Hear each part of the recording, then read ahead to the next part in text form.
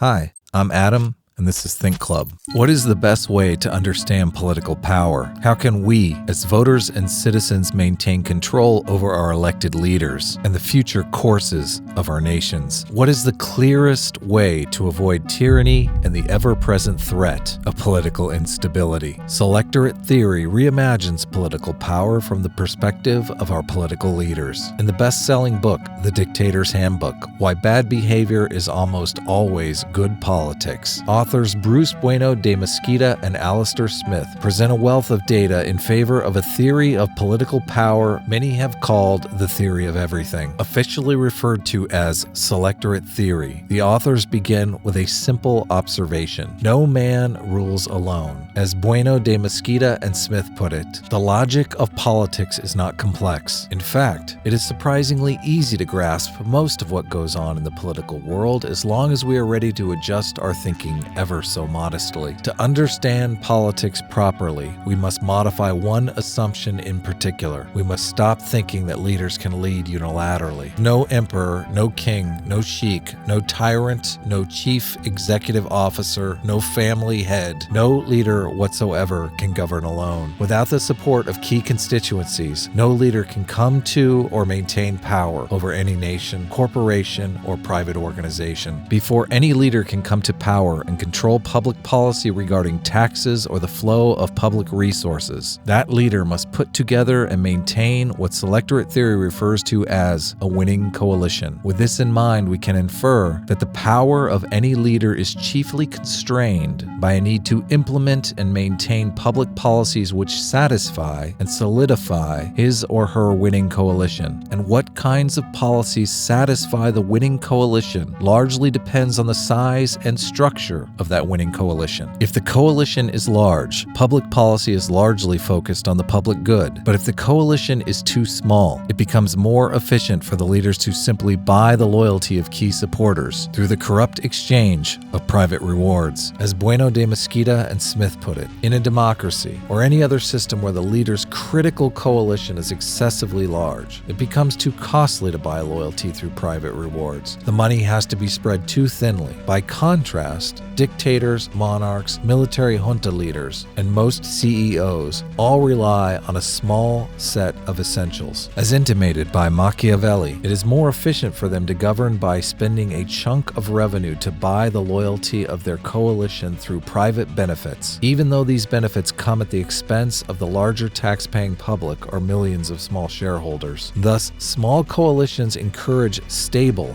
corrupt, private goods-oriented regimes. The choice between enhanced social welfare or enriching the privileged few is not a question of how benevolent a leader is. Honorable motives might seem important, but they are overwhelmed by the need to keep supporters happy, and the means of keeping them happy depends on how many need rewarding. Once we look at politics from the perspective of leaders willing to do whatever is necessary to rise to power, surrounded by rivals eager to take their place should any leader fail to provide for his or her winning coalition, an omnipresent property of politics becomes perfectly clear. Change the winning coalition size, and you change the world. To understand in detail how leaders come to and remain in power, let's break the pool of potential supporters into three distinct groups: the nominal selectorate, the real selectorate, and the winning coalition. The size of these three groups are the most prominent features separating stable, wealthy, first-world democracies and their equally stable yet alarmingly violent and oppressive third-world counterparts. In the United States, a first-world democracy, 250 million, or 77% of the population, are eligible to vote. This is the nominal selectorate, or the interchangeables. The nominal selectorate is the largest pool of eligible voters any incumbent or potential leader is able to draw from for support. Next, we have the real selectorate. In the United States, while 250 million were eligible to vote in the 2016 presidential election, a mere 138 million, or 42% of the population, actually cast ballots. These actual voters are the influential supporters and represent the real pool of potential support a leader can draw from to maintain or take power. It is from this pool of support leaders must draw to assemble a winning coalition. The winning coalition is the smallest number of essential voters a leader must control to come to or maintain power. In 2016, nearly 63 million people cast ballots for the winning presidential candidate, putting these 63 million essential voters inside the winning coalition. In large democracies, where leaders must garner support from millions of people, leaders focus on rewarding supporters with good public policy intended to benefit their numerous supporters. Autocratic regimes also have winning coalitions to maintain. In North Korea, by contrast, with an estimated population of 25 million, everyone gets a vote, and therefore, by extension, are part of the nominal and real selectorates. Of course, these elections are just for show, with no real influence over the 200 or so essential supporters needed for the North Korean leader to maintain power. With an estimated winning coalition of just 200 out of 25 million, just 0.00078% of the population, a leader's attention is no longer constrained by the need to produce good public policy. Instead, it's far more efficient for an autocrat to forego the general welfare in favor of cultivating corrupt and economically extractive institutions an autocrat can use to line the pockets of his or her few essential supporters. While selectorate theory may, at first blush, seem like a cynical way to look at the world, if more people understand politics in this way, as a game that leaders play with clear and observable rules and natural laws, politics becomes a game more of us can benefit from and ultimately win. As Bueno de Mesquita and Smith put it, there is hope for the future. Every government and every organization that relies on a small coalition eventually erodes its own productivity and entrepreneurial spirit so much that it faces the risk of collapsing under the weight of its own corruption and inefficiency. When those crucial moments of opportunity arise, when the weight of bad governance catches up with despots, then a few simple changes can make all the difference. We have learned that just about all of political life revolves around the size of the selectorate, the influentials, and the winning coalition. Expand them all, and the interchangeables no more quickly than the coalition, and everything changes for the better for the vast majority of people. They are liberated to work harder on their own behalf, to become better educated, healthier, wealthier, happier, and free.